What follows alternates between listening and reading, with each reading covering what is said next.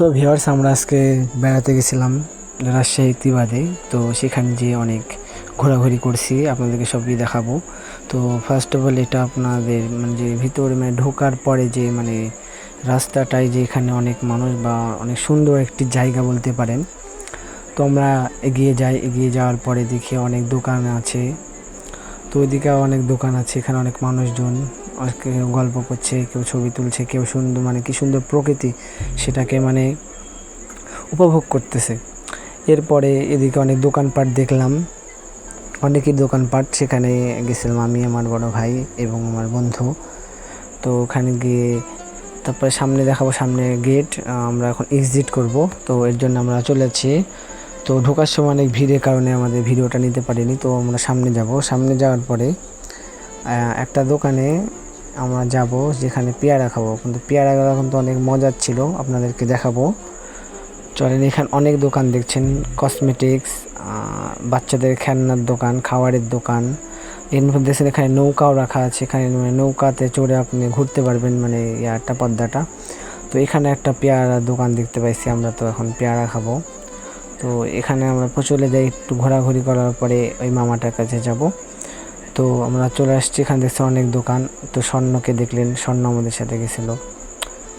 এরপরে আমরা চলে এলাম পেয়ারার দোকানে। পেয়ারার দোকানে আসার পরে আমার দাদা বলল কি যে কোনটা নিব। তো আমরা পেয়ারা বাছাই করতেছি।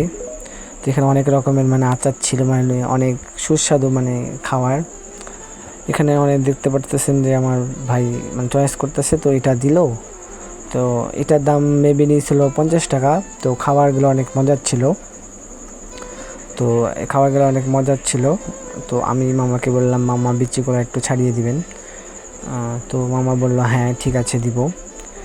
এরপরে পেয়ারাগুলো মাখাইতে শুরু করলো, এই যে দেখেন। তো এখন আমি যে বলতেছি যে মামা পেয়ারার বিচিগুলো একটু চেঞ্জ করে দেওয়া যায় না? তো উনি বললো হ্যাঁ সমস্যা নেই। তারপরে আমরা এখানে চলে এলাম। তারপরে এই যে এটা আমি, ওইটা স্বর্ণ, ওই যে ওটা দাদা আমরা তিনজন গেছিলাম। তো এরপরে দেখেন এখানে অনেক মানে একটা ভালো একটা জায়গা। তো আমরা খাওয়া দাওয়া শেষ করে আমরা একটু বাইরে চলে যাই। তো চলে যাওয়ার পরে এখানে আমরা একটা কোন খাই। তো অনেক গরম, এর জন্য মানে কোন কিনে নিছি।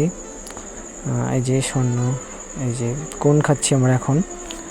মানে কোনগুলো অনেক ভালো ছিল বলা যায়। তো কোন দিয়ে দেয় মামা আমাদেরকে, কোনগুলো অনেক ভালো এবং ঠান্ডা ছিল। তো কোন খেয়ে ভাবলাম চলো আমার বক্সারে কে পারি।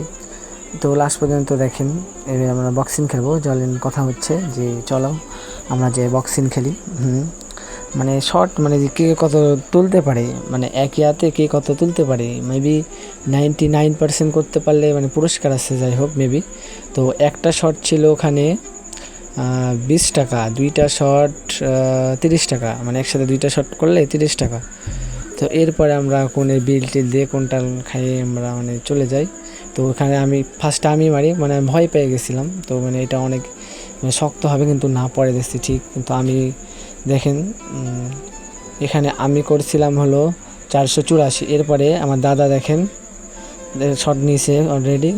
শট নেওয়ার পরে 300, 400, 500, 500, 600, 700, 800, 838।